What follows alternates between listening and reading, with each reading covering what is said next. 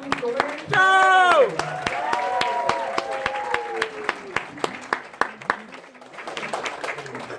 didn't eat enough when I was young. I got close.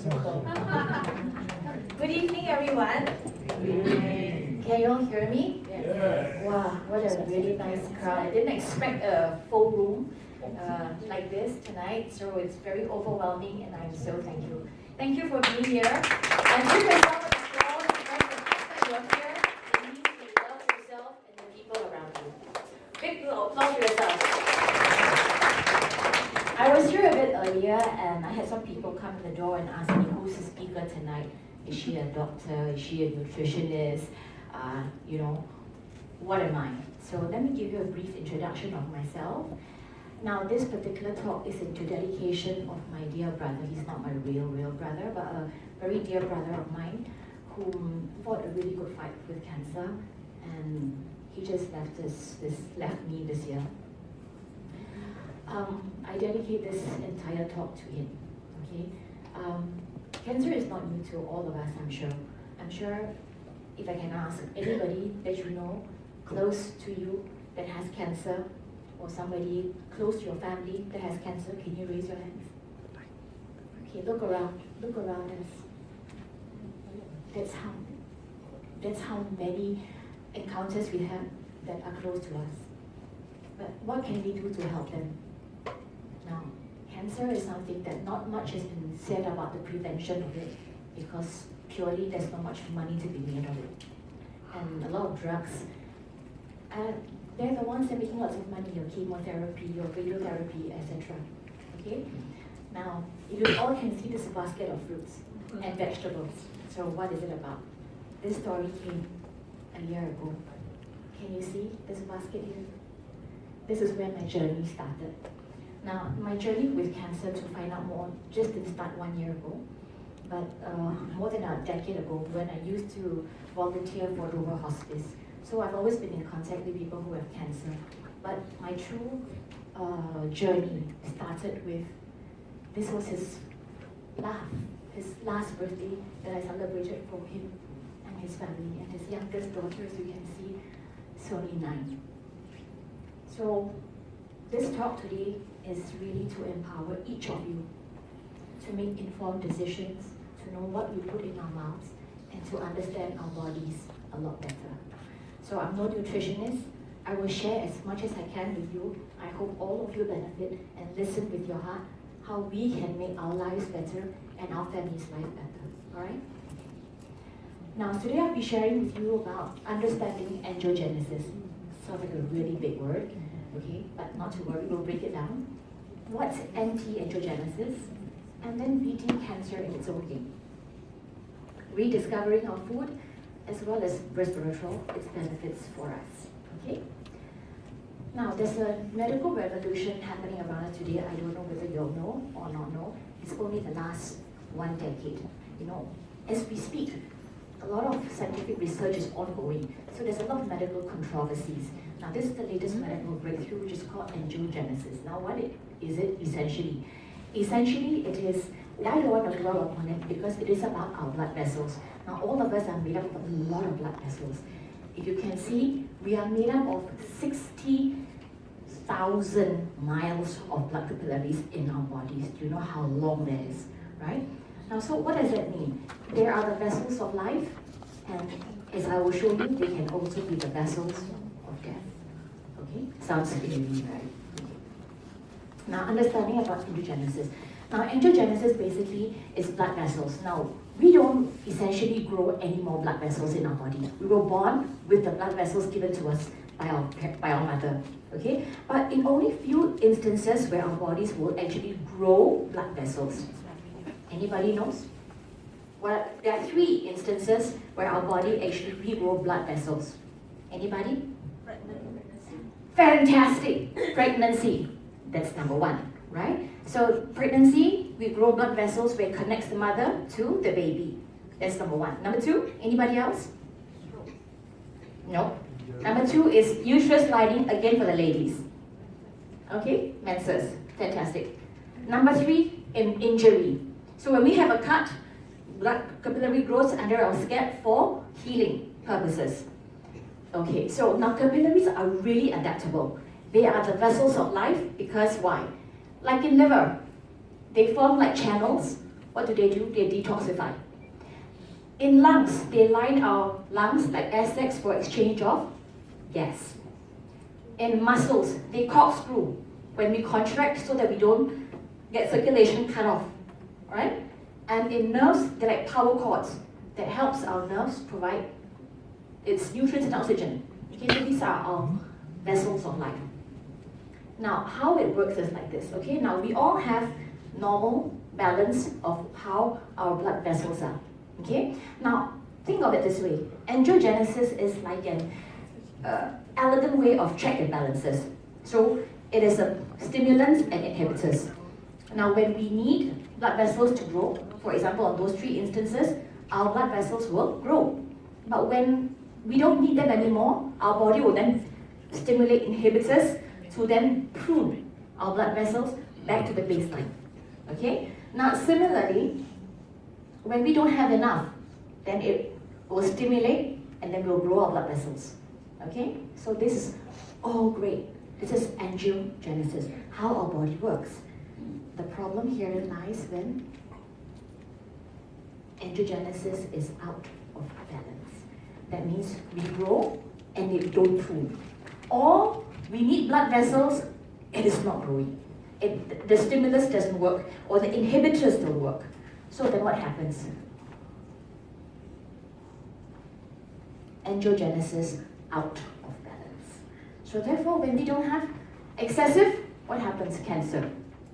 In fact, cancer and obesity are the hallmarks of angiogenesis out of balance.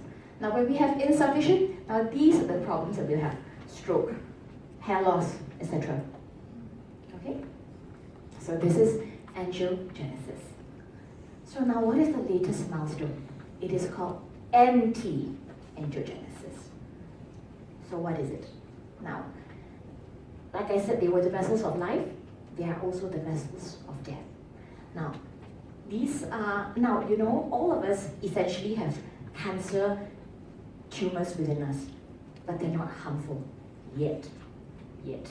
What happens is when these blood vessels attach onto the tumors and it becomes life-giving for these tumors, right?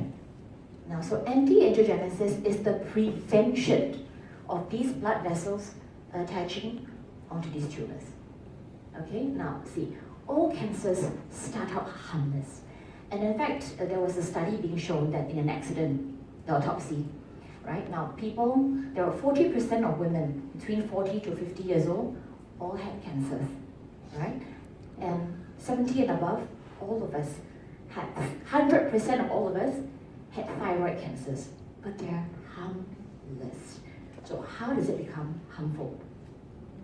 All cancers are like a nest of cells that cannot grow more than 0.5 millimeter cube. Okay, like a ballpoint pen size. It can't grow because not enough oxygen, not enough nutrients. It won't grow.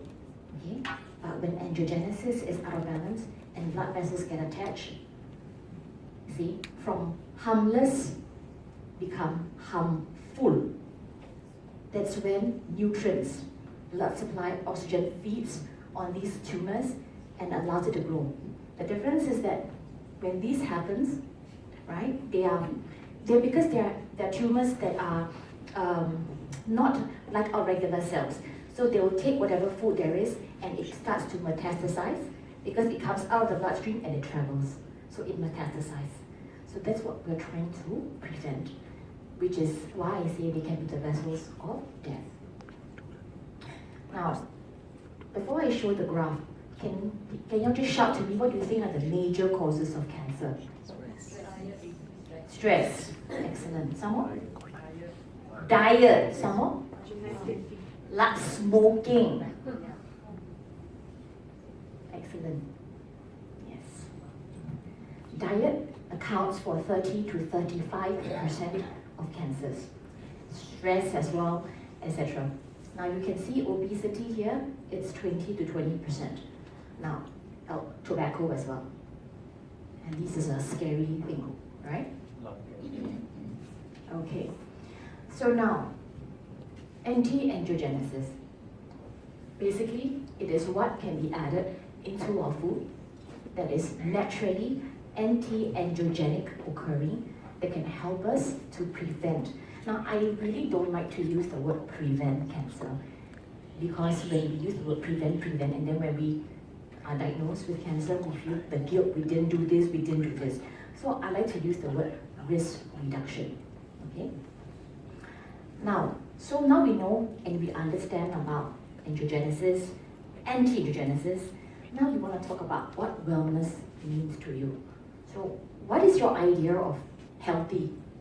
What means to be healthy? Can you all tell me what you all think healthy means? Not being sick, don't go doctor, does it mean that? What is, now, you know, we are so multicultural in Singapore. We've got the Chinese, we've got Indians, we've got Malay. Now, you see, in the Chinese, healthy means it's our balance of our qi, which is why if you go to the park in the morning, they practice the qigong, right? For the Indians, it's naturopathy, food, nature in balance. For the Western, very good. We are all healthy until diagnose your disease, then you are sick. So that's why you always hear people, right? Wow, I suddenly wake up, got high blood. I suddenly wake up, yesterday I got diabetes. Who suddenly wakes up and gets something? Nobody, right? It's chronic within us. So we need to understand. So now a good test, okay? I'd like you all to measure your BMI. Who knows what BMI is? Quick, got present. Body mass index. Okay, cannot tell who, so never mind. I can save my present. Okay, so body mass index, as we know, what does it mean to us? Okay, before I go to the next slide, can you all now, with my permission, take out your handphone and calculate your BMI? And then we see how healthy you are. You take your height, example me, 1.6 times 1.6, get this figure, take your weight, you divide, and then you see. I'm going to show you a chart as to how healthy you are. So come, let's take a test. Can you all be more lively? Very stressful Stress causes cancer Okay, got the figure? Everybody got the figure? Centimeter or meter? Meters. Take 1 point. So it like me, like I said, 1.6 times 1.6, I get 2 point. I did yesterday also. I got healthy 19. Okay. What's your figure? You have your figure, right? Now this is your body mass index. Before you calculate it, let me explain to you. It measures the thickness or the thinness of your body. Now this is as accurate as one can get without going to the doctor to get a full medical checkup for your bone density, body fat, visceral fat, etc. This is as close as one can get if you only have a weighing machine and you know your height. Okay? Now, but nowadays we have this technology with a weighing scale to do all those measurements for you, right? So now, this is your BMI, ladies. So which range are you at? The healthy? Healthy? You have your index?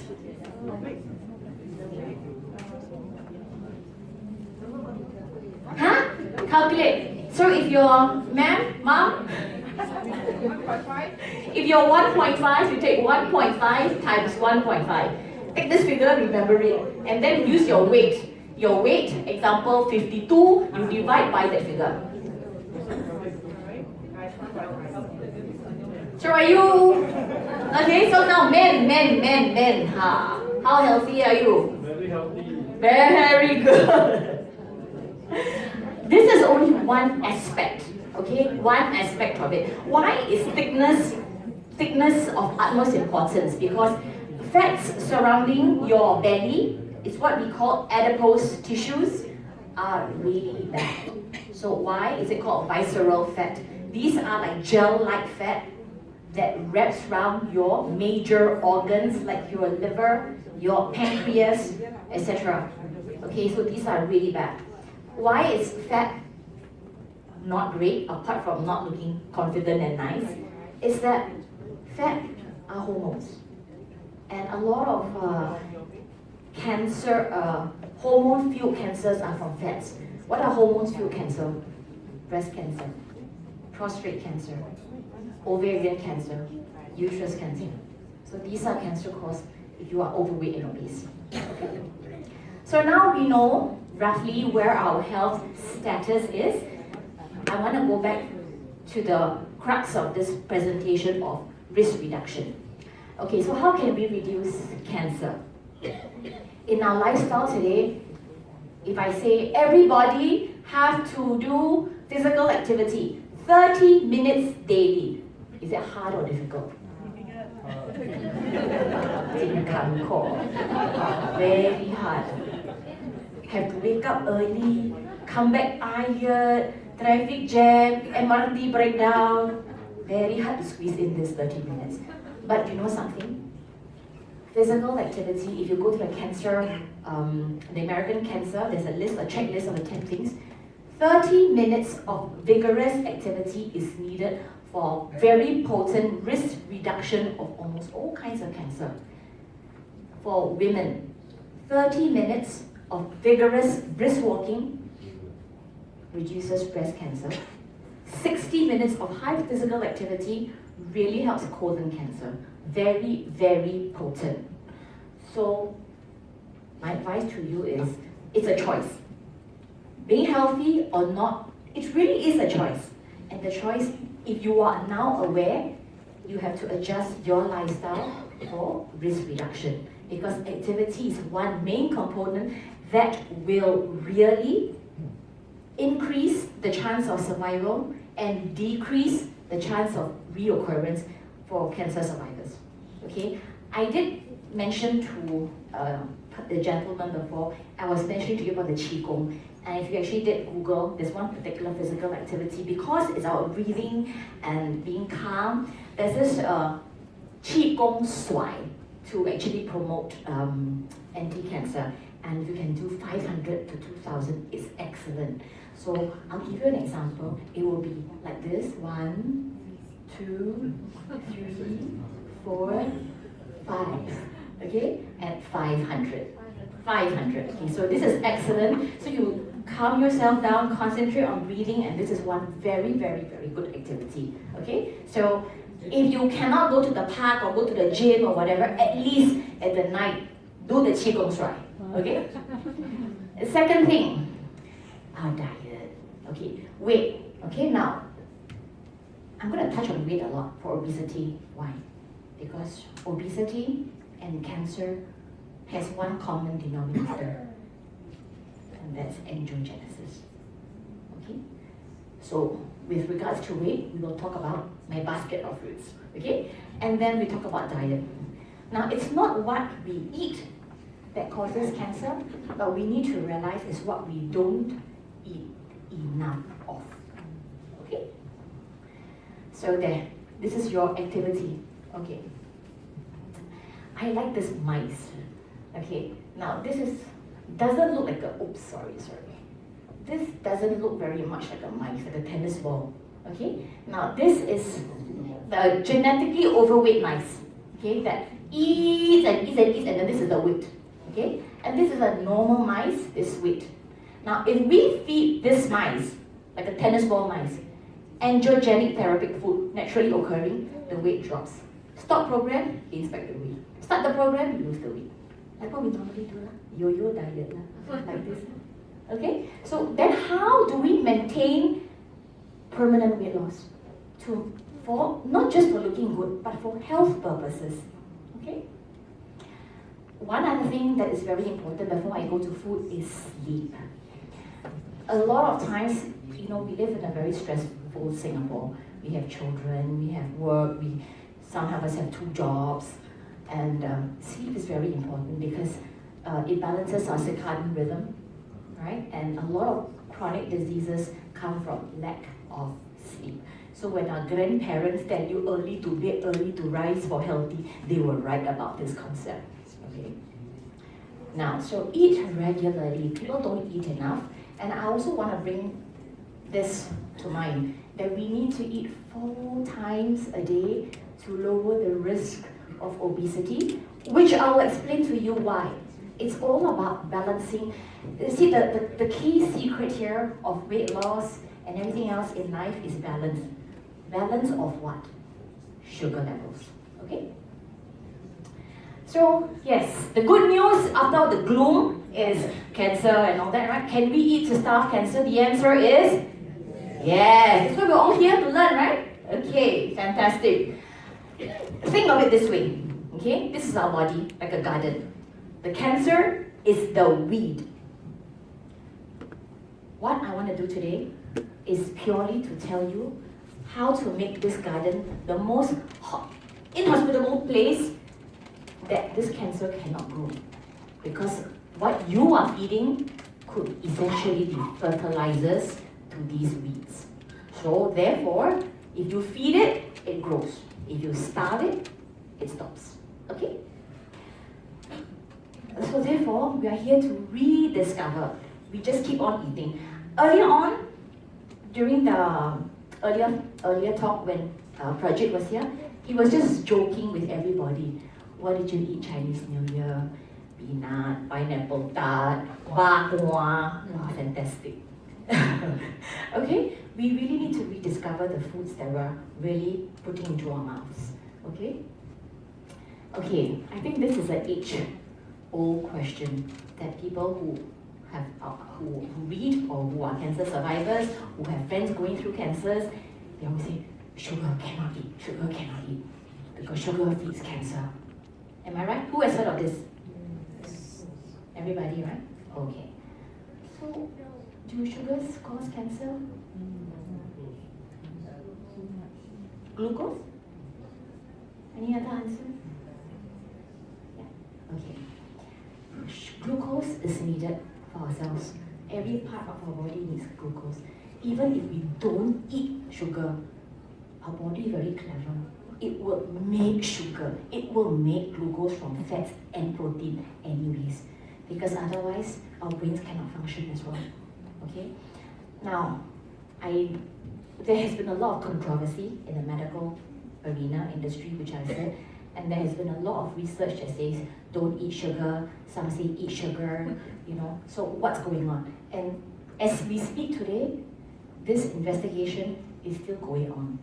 Okay, so all I can say is take note of what we eat, because not all sugars are made the same.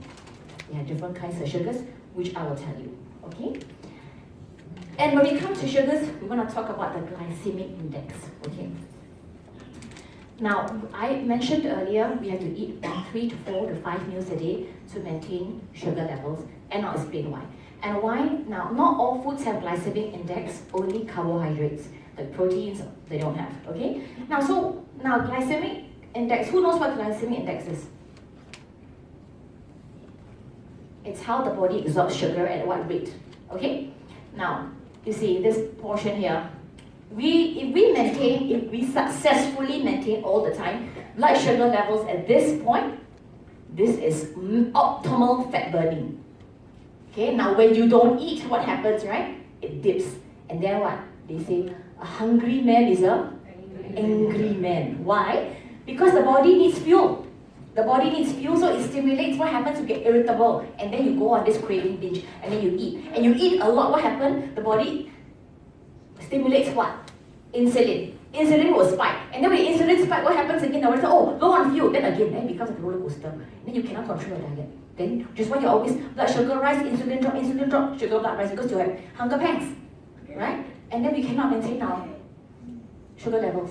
And then which is why you lose weight, and then you put on that weight. You lose weight. So we need to learn how to eat to maintain our sugar levels. So actually the babies got it right. Why we feed babies every 3 hours? Because we get hungry every 3 hours. So when we maintain small meals throughout the day, we maintain our sugar levels at this point. Okay? Now, so these are basically I was telling you, glycemic index measures the release of glucose in our bodies. Okay, so at this point, I want to go to my food basket. This is an interesting part for me. Okay, so what do we have here? Now, glucose. Sometimes, parents here. How many parents? Very good. We tend to buy sometimes, we are very busy lifestyle, we don't wake up in time. Excuse me. So we buy energy bars for them, right? energy bar. And it reads really nicely, you know, premier protein. Right? And we pay, you know how much for this bar? One bar, $4.80. So we think must be very good, right? Okay, here I am. I want to teach you how to read your food labels. Okay, this is premier, and it cost me almost $5 for one bar. Let me read you the label, if I can read. Where's my Lao Hua? Okay, there are probably 30 ingredients here. Wow, seriously. The first one, I won't go through all. I'll go through the first 5. Okay, the first one says protein blend soy isolate. Bismillah. Bismillah. Soy, correct. It's a sugar. Do you know what it is? No, okay. Let me tell you why this came about. Because soy was in abundance. They don't know what else to do. They make sugars. So sugars today come with many nicknames. I got the names here. Dextrose, maltose, all the behind the OSE are the nicknames of what we shouldn't be putting into our mouths. Okay. The second one is whey protein isolate. Use the isolate. Don't know what that is. Third one, I cannot pronounce. Third one, still cannot pronounce. It will go to the 6th one, then it says peanut butter. Woohoo, very healthy. Would you feed your kids this? Now you say no, but the shelves were empty. This one's smaller. Okay, the sugars were higher. But let me read you the ingredients on this bar. Not so many, about 8. Number 1, dates. You know what it is, right? I do know. Second, almonds. Yeah, we know. 3, raisins. Okay. 4th, pineapple. And then after that, extra virgin coconut oil. See? So what I'm trying to say is not all energy bars were made equal. I'd like you all to revisit the food that is in your cupboard today. Because what you feed could be essentially, the reason for this talk is I want us to take care of ourselves better, take care of our families better. So please go back and relook at the things you can pronounce or not. Okay? Essentially. Now, this is part of the sugars, right? So not all sugars were made equal. So if we have, one more thing. I remember. Sugar. Orange. So now, a lot of us drink soda drinks. So can I ask you, in your mind, one cola and one juice, very high in sugar, which is better? Equally bad. Juice, I would say bad lah. Different kinds of bad. Now, okay, why?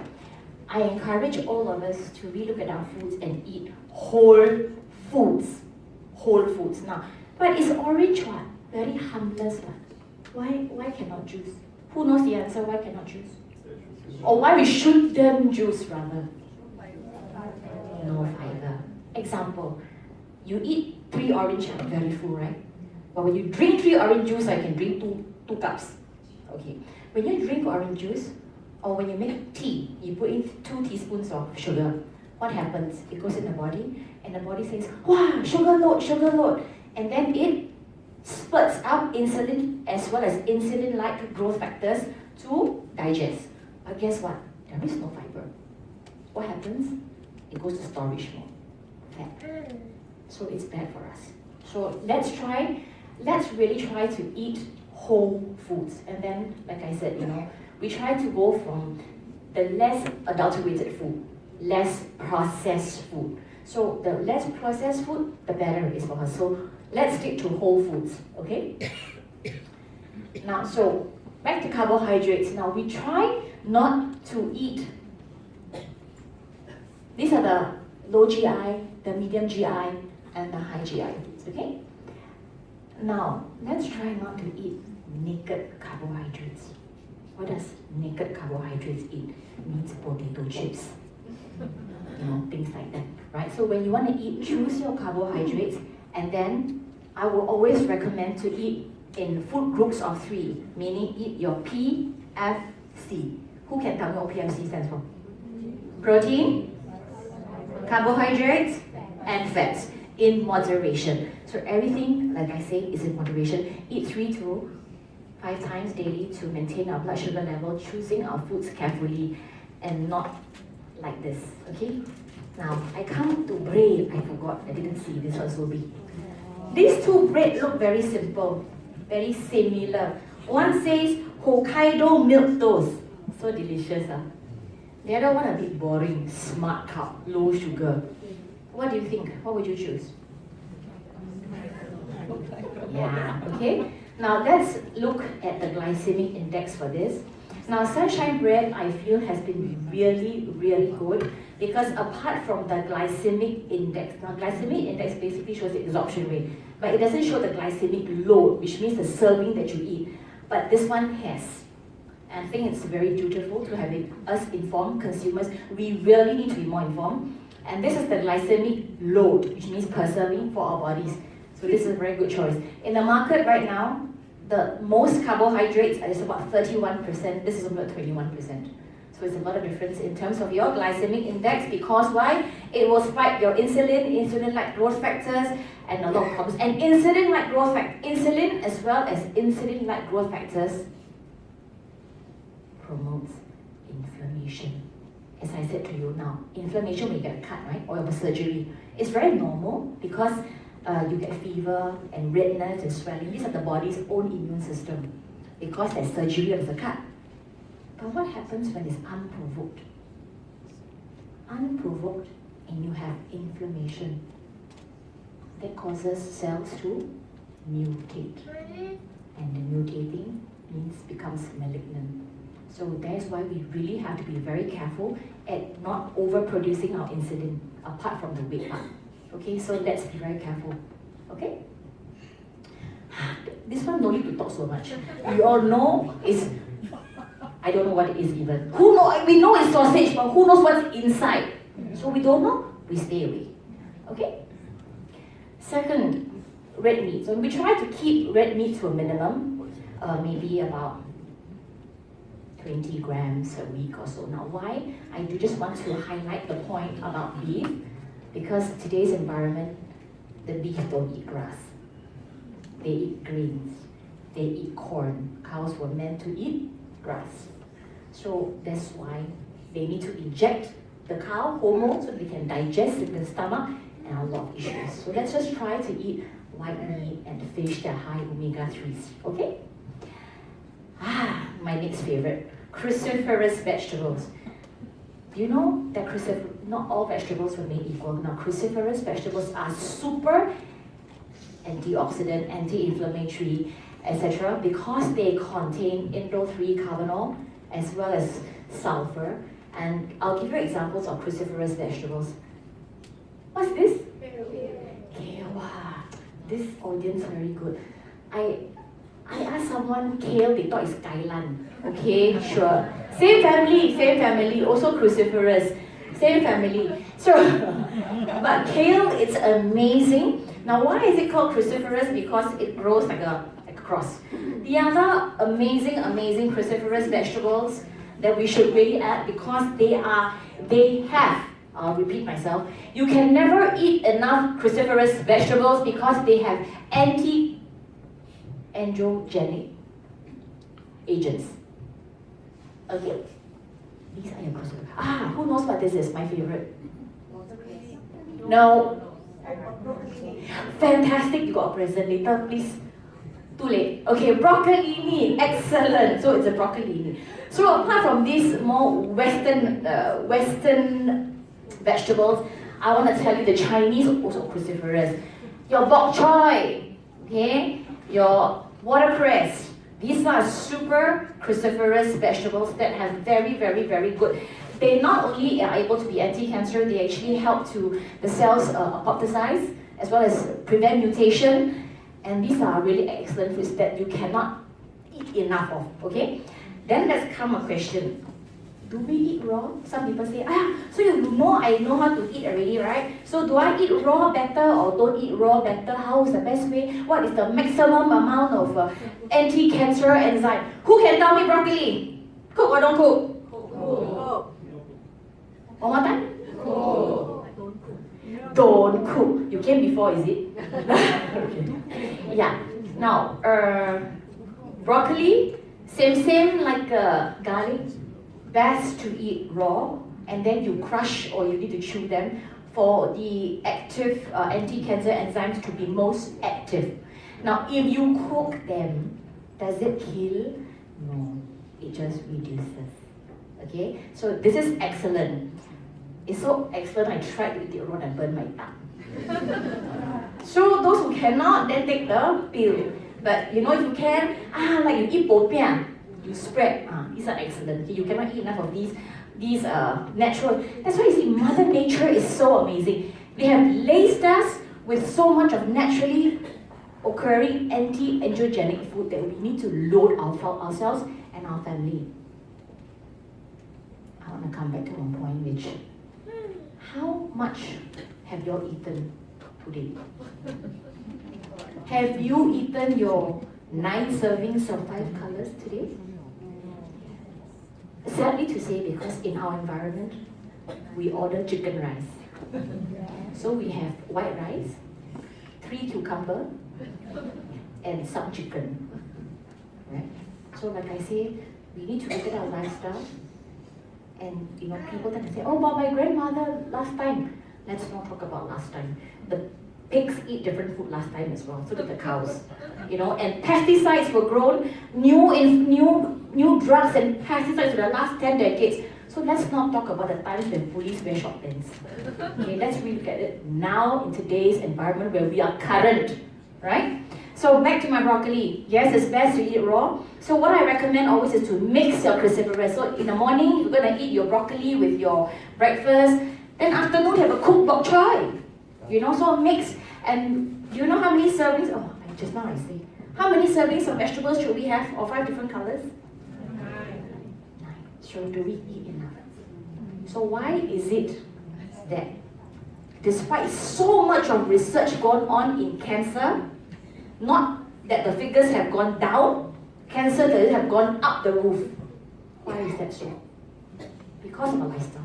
Because we don't eat enough and we're not aware. Okay? These are the benefits of cruciferous vegetables. For this, please take picture and know what you are eating and why you must eat cruciferous vegetables as much as possible. Load up, load up, load up. Okay? They have anti-inflammatory properties. They induce apoptosis, which means cell death. Now, when our cells are damaged, what happens? It needs to kamikaze and kill itself. It must. Otherwise, you know what happens? It will just reproduce more and more of the same damaged cells, and we're in for trouble. So cell apoptosis is when the cells, if they are damaged, they will self-kill. But the problem is sometimes our bodies don't have these inhibitors, and they don't. So cruciferous vegetables help to stop the life, it prevents the life, shorten the life cycle of cancer cells. Okay? Now, these are the other kind of foods that are naturally anti-angiogenic. Okay, that's yes. One thing I want to mention to you is mushrooms. Mushrooms are amazing. Sometimes we cut fresh and we put in salads. Who do that? Raw movement. Yeah, okay. News for you. Mushrooms should be cooked. Especially the one I'm holding, the white button mushroom, the portobello, all that. There's been a lot of controversy that this provides like the carbon of I don't know what, okay? So to be safe, the doctors, the chief of oncologists in San Francisco has recommended all mushrooms must be cooked, okay? What else? I forgot. See under the, what's this? Sweet potato. Excellent. Now sweet potatoes are very, very good because they're very low in glycemic index, right? I thought I said something wrong there. I thought, is it what? Am I turmeric or what? Okay. Yeah. So the glycemic index is stress. Okay? Mary, next time choose a nicer looking one. Okay. Now guess what? We all think that potatoes are no good, right? We always think sweet potatoes are the best, right? Okay, newsflash. New potatoes have a lower glycemic index. Only this, not the russet. The new potatoes have only 57 in terms of glycemic index. So beating the sweet potato. Okay? What else do I have?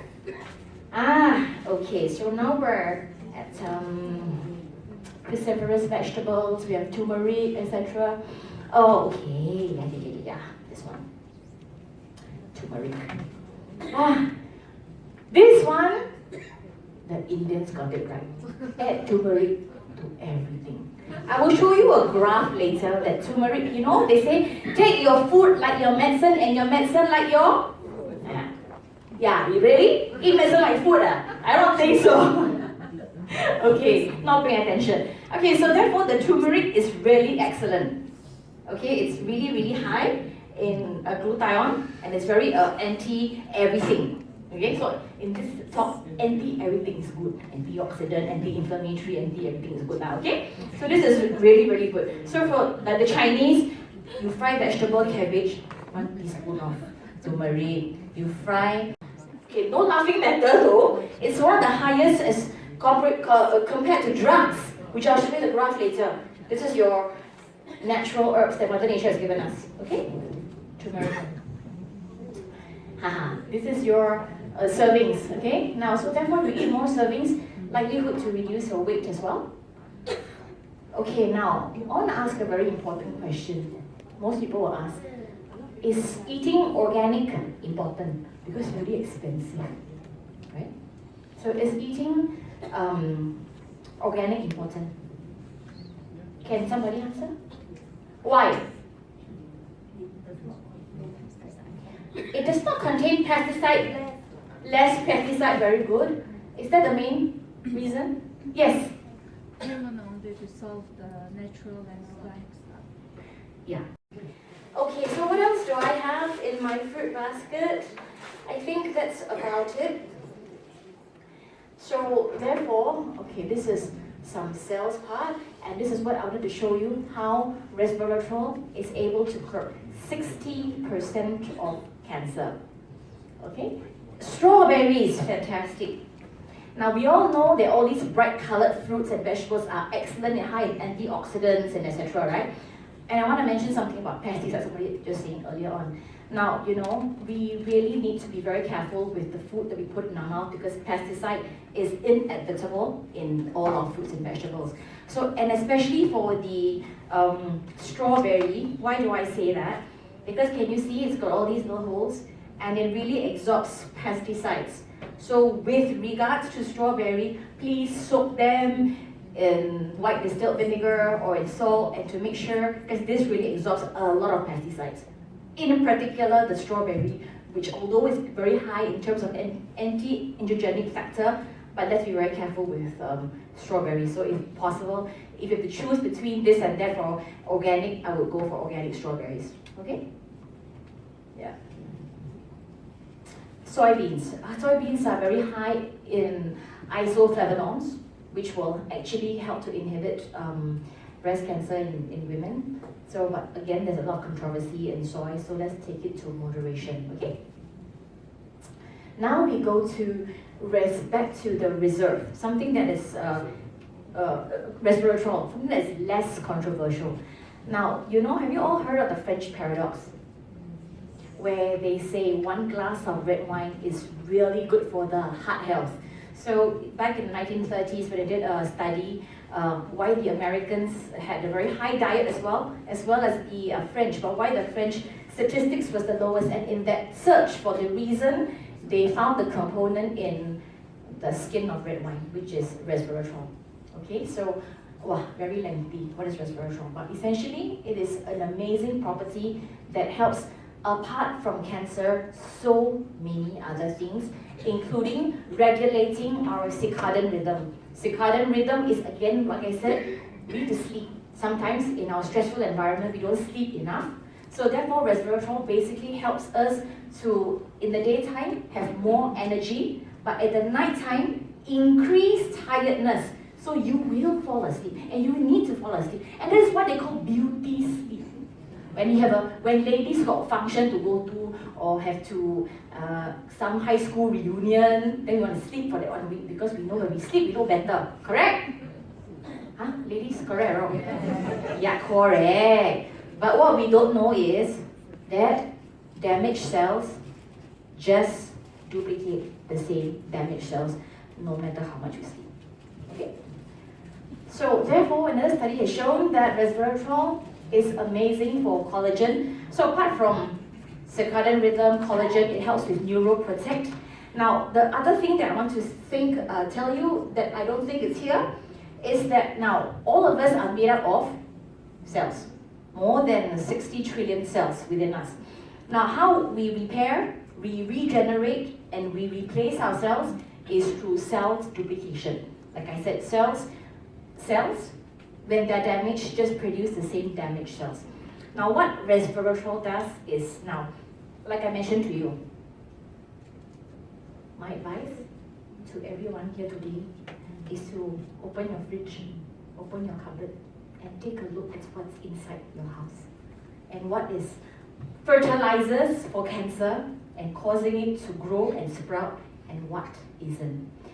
Now, bearing in mind that we all have active lifestyle.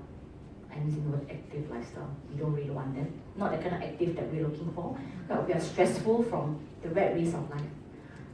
So can I ask, if we were to say that 3 to 5 meals a day, all these cruciferous and stuff, how doable is it? And it's because of our lifestyle and our stress is not doable. That's why despite tons of money and research being in cancer statistics are rising. Food for thought. Epigenetics versus nutrigenomics. Now, we used to think before 1 decade ago that our DNA is our blueprint for life. So if our father had cancer, likelihood we have a high propensity to cancer, and then our children. Same for diabetes and everything. Correct? Correct? Correct? Wrong. In 2007, 2 Swedish doctors, they found epigenetics. Epigenetics means nature versus nurture. Now, so we are born with our genotype, our genes. That means the blueprint. That means our parents, diabetes, etc., etc. But there's one more component called the phenotype, which is the tools and materials we ingest that will determine. So therefore, today's environment, we have the ability using epigenetics to do factory reset to our DNA using wholesome food. Okay? Now some of you, mostly guys, they think, YOLO, I only live once. If I want to eat my turkey, I'll eat my naan, I will do it. Right?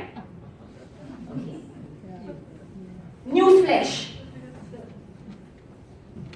What our grandchildren DNA inherits is what the grandparents eat. I'll repeat myself. Your grandchildren's DNA genotype is dependent on what you eat, not what they eat. 2 generations out. So is it important to feed ourselves right? Exceptionally. Now more than ever. Now more than ever. Okay. So very sad, right? Because we got chicken rice. We eat Hokkien mee with 2 gu cai.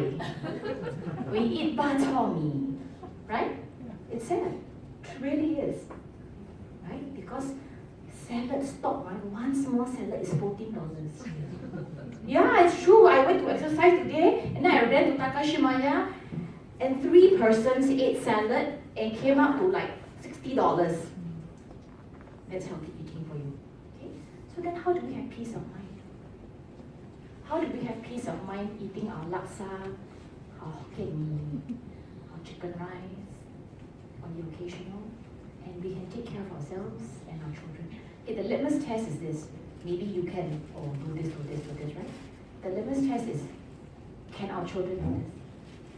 Can our husbands eat like this? So when the wives are at home or doing things, what's the husband eating? How do we safeguard our families and ourselves and our future generations?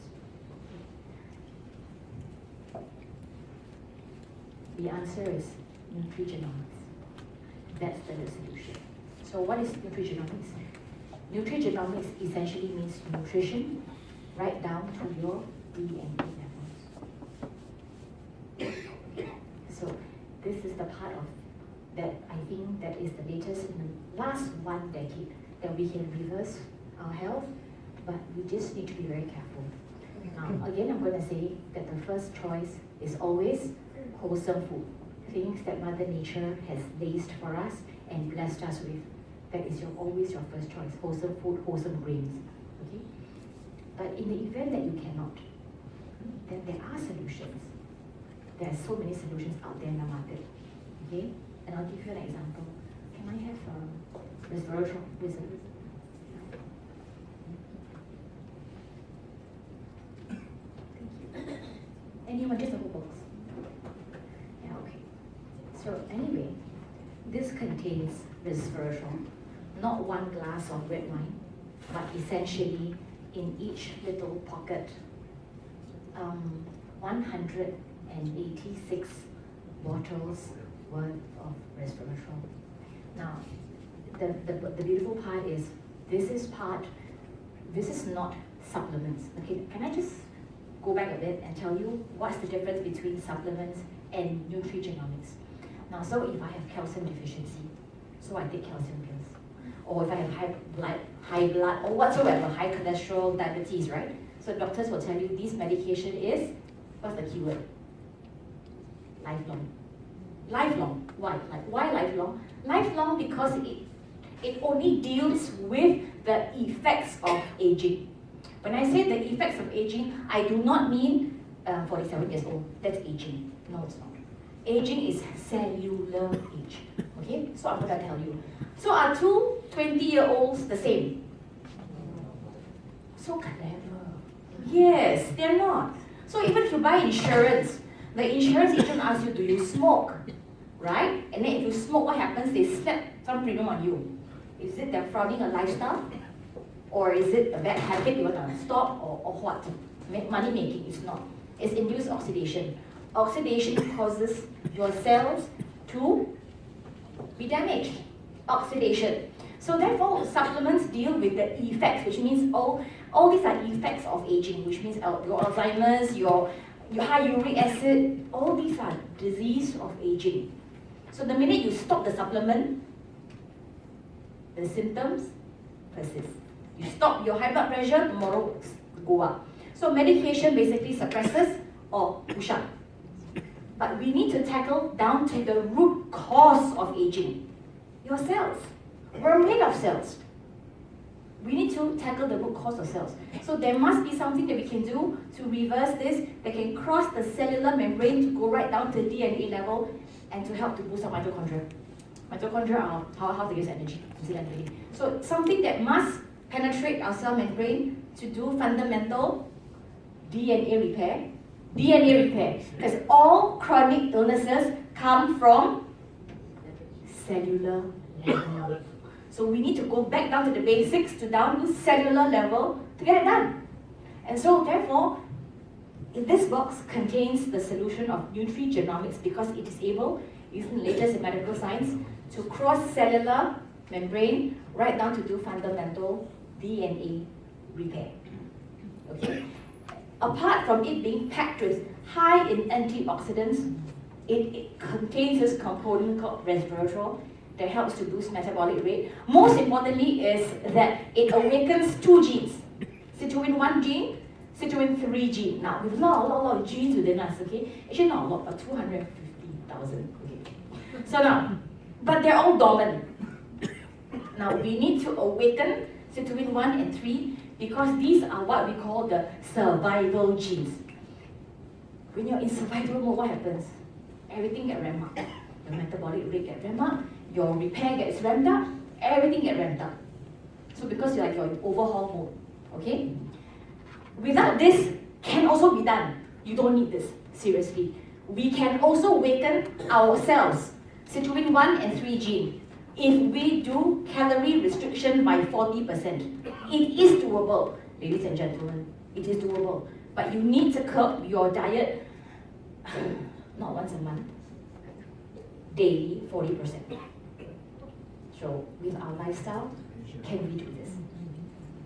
So the component resveratrol allows it to happen without calorie restriction, but mimicking that to awaken sirtuin 1 and 3 gene to awaken your survival gene so that it is on survival mode and it does combat disease, so that it does maximum cellular repair, so that your cells, when it does fundamental DNA repair, it will start to produce and photocopy healthy cells that will help you anti-age.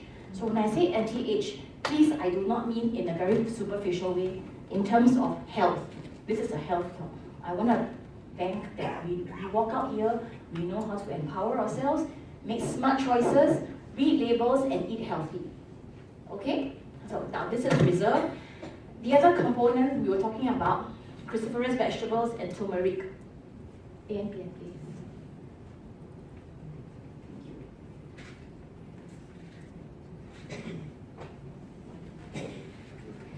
These two other products that gives me, it's a personal choice. Please don't take it any other way. It's a personal choice.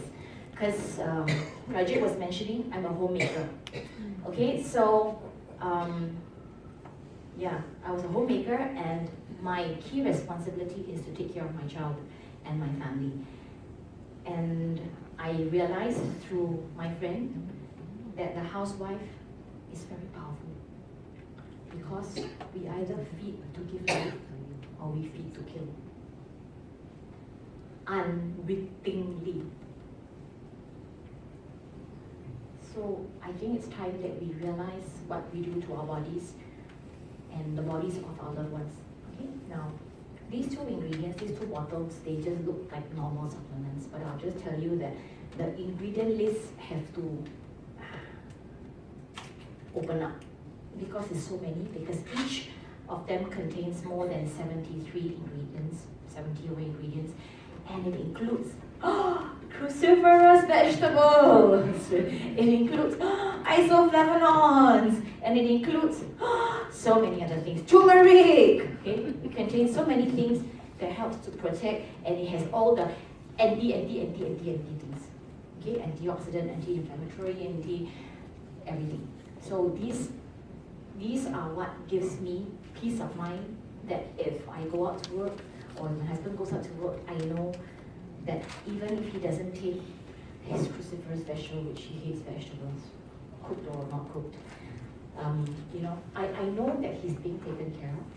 So in essence, I like all of you to know that you're here for this talk, and I think I covered in good time what these essentials are and how you take care of your body and how you cook them. Oh, actually one last thing I need to tell you.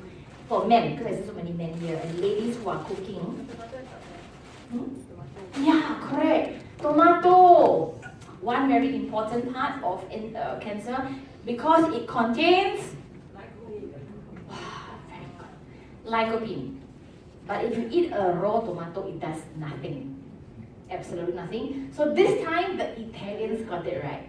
You must cook in olive oil, preferably. Now olive oil is excellent because it is omega 9. Okay, we need to take a lot of omega 3, but olive oil is omega 9. And why I say it's amazing because it has less omega 6. Because omega 6 again, everybody, it's cancer. It's pro-inflammatory. So we have to load up on the omega 3s, and omega 9s are neutral. Okay, so lycopene is excellent in tomatoes and it really very potent for prostate cancer. Anybody knows? Got present. Huh? Two other fruits and vegetables that's very high in lycopene. So clever. Who's the watermelon? Yeah, watermelon. That's excellent. Because I know sometimes you don't like to eat tomatoes. Okay, so the other source of lycopene is watermelon. One more. No. That's beta carotene. One more. Grapefruit. The pink grapefruit. Okay, so the pink grapefruit is also very packed with lycopene. Excellent for prostate health. However, I just want to highlight that if you're under drugs, then let's not do the pink grapefruit because it actually contains enzyme-like substance that actually blocks the detoxification of drugs. So stay away from the pink grapefruit if you are on drugs. Otherwise, we're safe to go. The three active lycopene will be your tomatoes cooked in olive oil, your watermelon, as well as pink grapefruit. Okay? So therefore, I end my talk today. I really hope that you have all learned something about our bodies and how to take care of ourselves better.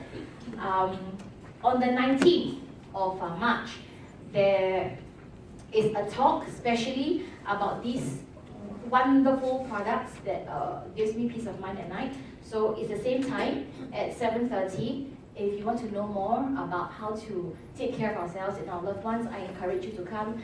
But those of you who don't know more about the products or you want to know more of your questions, I'm very happy to be able, if I can, share with you more information.